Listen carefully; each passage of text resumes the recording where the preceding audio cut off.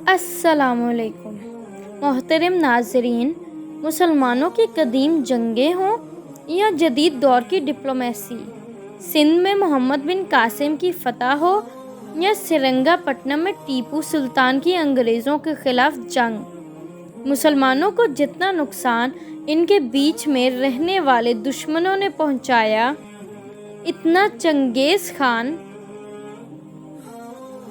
اور Hulagu Khan بھی نہیں پہنچا سکے۔ ایسے ہی آستین کے سانپوں کی ایک قسم کو کرامتا کے نام سے یاد کیا جاتا ہے۔ آج شاید بہت ہی کم لوگوں کو اس فتنے کے بارے میں علم ہوگا، اور اس سے بھی زیادہ کم لوگوں کو اس نقصان کا جو اس گروہ نے عالم اسلام کو پہنچایا۔ اس فرقہ کا بانی ہمدان کرمت تھا۔ اسے کرمت اس لیے کہا جاتا تھا کیونکہ اس کی ٹانگیں چھوٹی چھوٹی اور قد ٹھگنا تھا۔ شروعاتی ادوار میں یہ اسماعیلی مذہب کا ایک داعی تھا، پر 242 ہجری میں ہمدان کرمت کا اسماعیلیوں سے اختلاف ہوا اور اس نے اپنی ایک الگ دعوت کی شروعات کی۔ آہستہ آہستہ اس کی طاقت اور اس کے ماننے والوں میں اضافہ ہوتا گیا۔ اس نے اپنے ماننے والوں کو لوٹ مار کی ترغیب دی، ہتھیاروں کی تیاری کا حکم دیا، ہر شخص کو اس کی ضرورت کے مطابق لوٹے گئے خزانے میں سے یہ رقم دی جاتی۔ اس نے اپنے ماننے والوں کو ہر طرح کی برائی کا اختیار دے رکھا تھا، یہاں تک کہ اس نے اپنے ماننے والوں یعنی کرمتیوں کو سکھایا کہ تمہارے مخالفین یعنی مسلمانوں کا خون تم پر حلال ہے اور بے دریغ انہیں قتل کرو۔ ان کے نزدیک مسلمان عورتوں اور بچوں کا قتل عام بھی کار ثواب تھا۔ ان ہدایات کے نتیجے میں کرامتا نے ایسی خون ریزی کی کہ خلق خدا چیخ اٹھی۔ انہیں اتنی قوت حاصل ہو چکی تھی کہ 269 ہجری میں انہوں نے ایک شہر دارالہجرت کے نام سے بسایا اور اس کے گرد ایسی فصیل تعمیر کی کہ آس پاس کی ریاستیں ان سے گھبرانے لگیں۔ ان دنوں خلافت عباسیہ بہت کمزور تھی۔ اس بات کا فائدہ اٹھاتے ہوئے انہوں نے مسلمانوں کا خوب قتل عام کیا۔ پھر خلیفہ مقتفی نے ان کی سرکوبی کے لیے ایک لشکر روانہ کیا، لیکن کرامتیوں نے بصرہ کے قریب اس کو عبرتناک شکست دی اور سپاہ سالار کے علاوہ کسی کو بھی بچنے کا موقع نہیں دیا۔ اس کے بعد شام کی باری آئی اور شام سے لے کر انطاکیہ تک ہزاروں انسانوں کا بے دریغ قتل کیا گیا اور ان کے رہنما نے شام پر اپنی حکومت کا اعلان کر دیا۔ مصری جرنیل محمد کی قیادت میں ایک لشکر نے ان کو عبرتناک شکست سے دوچار کیا۔ ان کے رہنما ذکرویہ کا ایک بیٹا مارا گیا اور کچھ عرصے کے لیے یہ گروہ منظر عام سے دور ہوا، لیکن 1 سال بعد اچانک کرامتیوں نے متحد ہو کر ملک شام پر چڑھائی کر کوفہ سے کچھ دور خلیفہ کی فوج کو شکست دی۔ کوفہ اور بصرہ کے درمیان ڈیرے ڈال کر حاجیوں کے قافلے لوٹنے لگے۔ انہوں نے ایک بستی کو صرف اس وجہ سے جلا کر راکھ کر دیا کہ ان کی انتباہ پر ایک قافلہ کرامتیوں سے بچ نکلا تھا۔ اسی طرح لوٹ مار کے دوران انہوں نے تقریباً 20,000 مسلمانوں کو قتل کر دیا تھا۔ خلیفہ نے ایک مرتبہ پھر ایک ترک سردار کو لشکر کے ساتھ روانہ کیا جس نے کرامتیوں کو ایک بڑی شکست سے دوچار کیا اور ذکروی مارا گیا۔ اس شکست سے کرامتیوں کا طوفان کچھ عرصے کے لیے رک گیا۔ 1311 ہجری میں یہ ایک مرتبہ پھر نمودار ہوئے اور اچانک بصرہ پر حملہ کر کے 2 روز تک قتل و غارت کا بازار گرم رکھا۔ خلیفہ کی فوج کی آمد کا سن کر انہوں نے شہر خالی کر دیا، لیکن جاتے جاتے ہزاروں عورتوں اور لڑکیوں کو غلام بنا کر لے گئے۔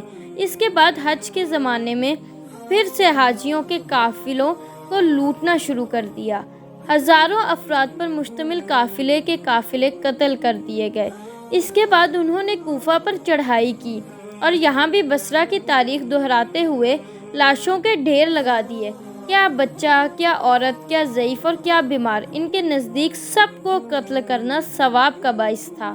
4 برس کی اس خون ریزی کے بعد ایک مرتبہ پھر بغداد کی فوج نے انہیں شکست دی اور اب کی بار یہ عرب میں پناہ لینے پر مجبور ہوئے اور بحرین کو اپنا مرکز بناتے ہوئے قتل و بربریت کی ایسی مثالیں قائم کی کہ نہ مجھ میں بتانے کا حوصلہ ہے اور نہ آپ میں سننے کی سکت، مگر تاریخ کا تقاضا ہے، اس لیے بیان کرنا بھی ضروری ہے۔ یہ واقعہ ذی الحج 1317 ہجری بمطابق 930 عیسوی کا ہے۔ کرامتیوں کا لیڈر ابو طاہر سلیمان مکہ معظمہ کا رخ کرتا ہے، جہاں حاجی فرائض حج ادا کرنے میں مصروف تھے۔ یہ امن کی جگہ تھی اور تمام حاجی نہتے تھے۔ تب اس بدبخت کے حکم پر کرامتی حاجیوں پر ٹوٹ پڑے اور حجاز مقدس کی زمین سرخ ہوتی چلی گئی۔ اس ذلیل انسان نے خانہ کعبہ اور چائے زمزم کی بے حرمتی تک سے گریز نہ کیا، یہاں تک کہ حجرہ اسود جسے اللہ تعالیٰ نے حضرت آدم علیہ السلام کے ساتھ جنت سے اس دنیا میں بھیجا تھا، اسے بیت اللہ کی دیوار سے الگ کر کے ایک اونٹ پر لدوایا اور اپنی سلطنت کی طرف روانگی اختیار کی۔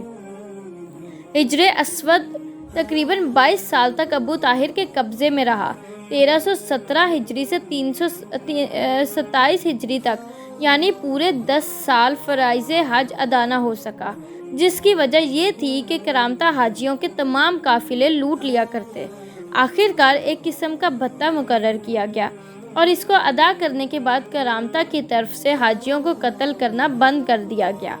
عباسیوں کی طرف سے 30,000 دینار کے بدلے اس ذلیل انسان ابو طاہر نے حجرہ اسود کو واپس کر دیا۔ ابو طاہر ایک اذیت ناک موت کا شکار ہو کر مر گیا اور آہستہ آہستہ کرامتیوں پر عرب میں بھی گھیرا تنگ ہونے لگا۔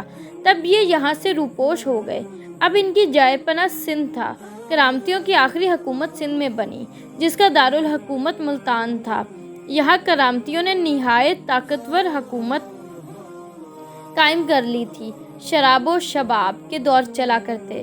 ملتان کی گلیاں برہنگی کی تصویر بنی رہتی، کیونکہ کرامتہ میں جزا و سزا کا کوئی تصور نہ تھا، اس لیے ان کی عیاشیاں اپنے عروج پر تھیں۔ آس پاس کی ہندوستانی ریاستوں سے انہوں نے معاہدے قائم کر لیے تھے۔ تب سلطان محمود غزنوی ان پر ایک عذاب خداوندی کی طرح نازل ہوا۔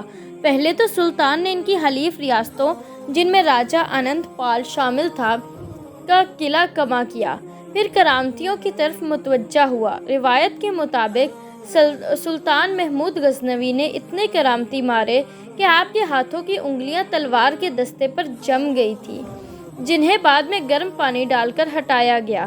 ملتان کی گلیوں کو کرامتیوں کے خون سے نہلا دیا گیا۔ کرامتیوں کا مکمل صفایا سلطان محمود غزنوی کے ہاتھوں ہی ہوا۔ بلا شبہ یہ مسلمان کی تاریخ کا ایک عبرتناک باب تھا۔ اس وقت مسلمان کمزور نہیں تھے، مگر ان کی قوت مختلف ٹکڑوں میں بٹی ہوئی تھی، جس کا فائدہ کرامتیوں نے اٹھایا۔